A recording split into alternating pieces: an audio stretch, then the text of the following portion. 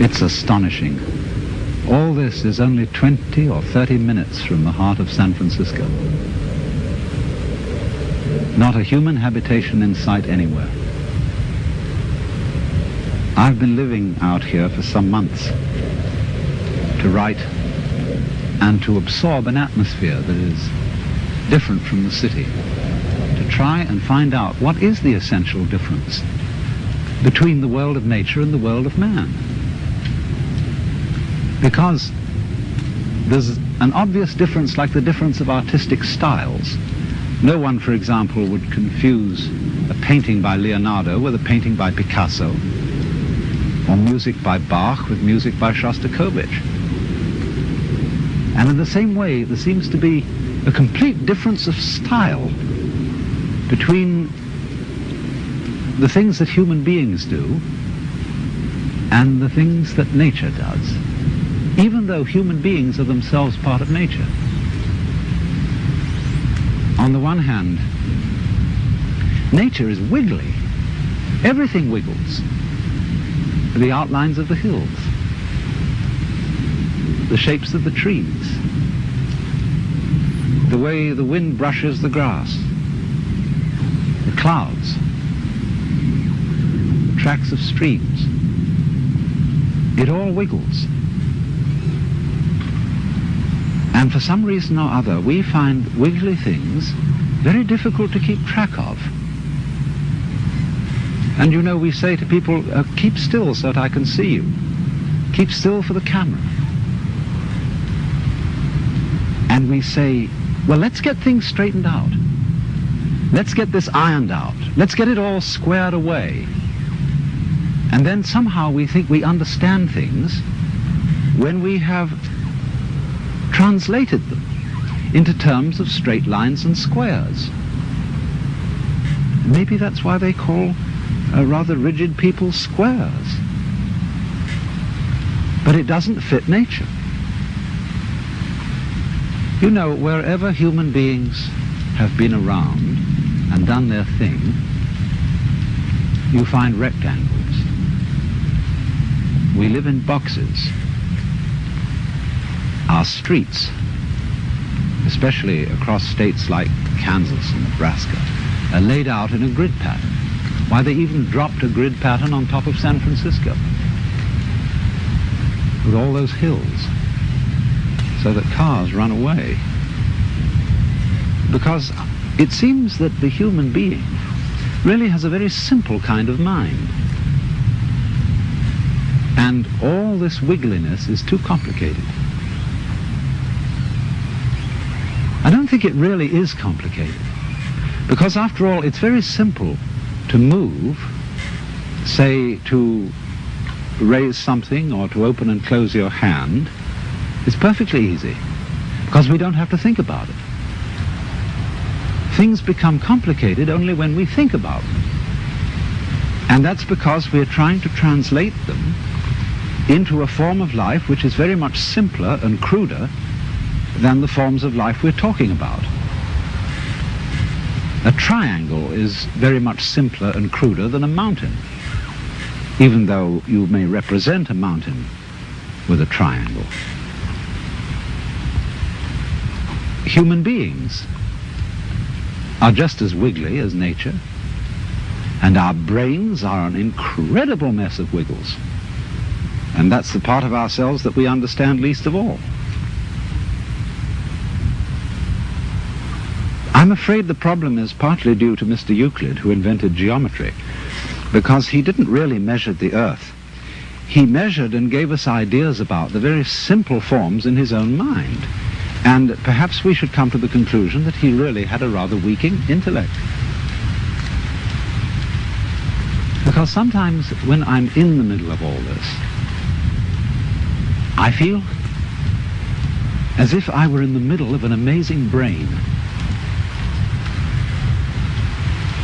In other words, the brain is a network of interconnected neurons.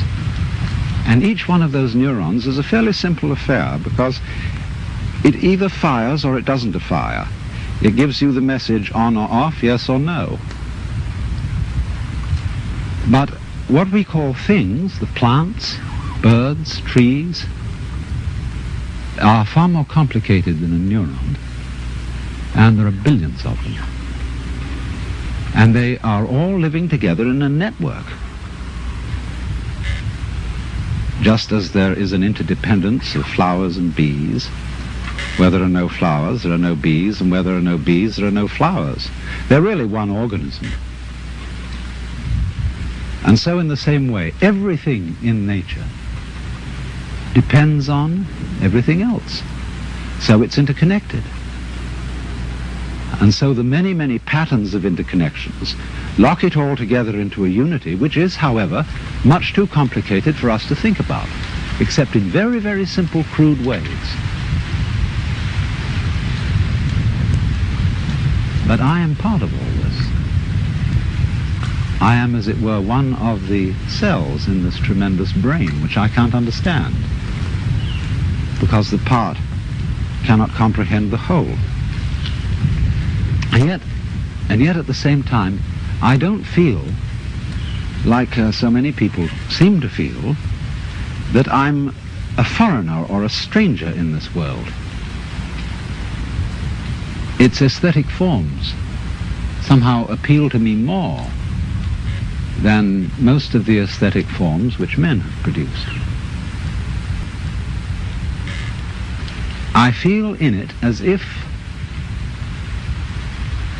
in the same way, when you see a flower in a field, it's really the whole field that is flowering, because the flower couldn't exist in that particular place without the special surroundings of the field that it has. You only find flowers in surroundings which will support them. So in the same way, you only find human beings on a planet of this kind, with an atmosphere of this kind, with temperature of this kind, supplied by a convenient neighboring star. And so, just as the flower is a flowering of the field, I feel myself as a personing, a manning, a peopling of the whole universe. In other words, I seem, like everything else, to be a center, a sort of vortex, at which the whole energy of the universe realizes itself, comes alive. A sort of aperture through which the whole universe is conscious of itself. In other words, I go with it as a center to a circumference. You know, the astrologers, in theory at least, may not have been so far wrong when, in trying to draw a picture of a human mind or soul, they drew a very crude map of the whole universe centered on the time and place of the birth of that particular person. It's not a bad idea, but I don't think the astrologers know how to read their maps, because the maps are too crude. But the essential point is obviously that each one of us, not only human beings, but every leaf, every weed, exists in the way it does only because everything else around it does. In other words, there's a relationship between the center and the circumference, which is rather like the relationship between the poles of a magnet. Without the center, no circumference. Without the circumference, no center. And although we say of poles that they're the poles apart, that is to say, extremely different, there's something between them, just as the north and south poles of a magnet are united by the magnet. So the individual and the universe are inseparable. But the curious thing is that while that's rather easy to see in theory, very few people are aware of it in an important, strong way, like one is aware of blue in blue sky or of the heat in fire. It's more of an idea than it is of a realization. And so it strikes me more and more that our failure to feel at home in this astonishing brain in which we live is the result of a basic initial mistake in our thinking about the world, and is in turn the cause of what is beginning to look like the failure of our technology, of the fact that everything we're doing to try to improve the world was a success in the short run, made amazing initial improvements, but in the long run we seem to be destroying the planet by our very efforts to control it and improve it. And it strikes me that that is because we are really too simple-minded to understand what we're doing when we interfere with the natural world strongly and on a vast scale. We don't really interfere with it because that would suggest that we were something different from it, something outside. But I think what we're doing is we are understanding it in terms of languages, numbers, in terms of a logic which is too simple for the job, too crude for the job. To begin with, we understand everything in terms of words or numbers, and they're stretched out in rows, in lines. And our eyes have to scan those lines in order to understand them. But when I scan this view, I don't do it line by line by line. I see the whole thing at once. I take it in with, as it were, a wide-angle lens. But when I try to understand the world through literature and through mathematics, I have to scan lines. You know, that's why it takes us so long to get educated in school, because our eyes have to scan and organize miles and miles of print. And that takes us 20 years or more to get through it. But life happens, changes go on too rapidly for that. Because you see, in the world, everything is happening all together everywhere at once.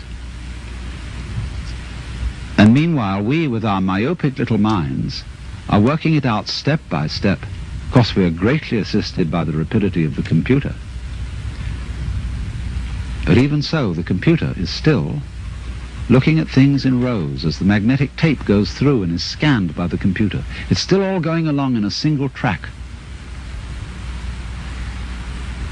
And I suppose then our difficulty is that we have lamentably one-track minds in an infinitely many-tracked universe. And we may have to come to the alarming conclusion that the universe is smarter than we are.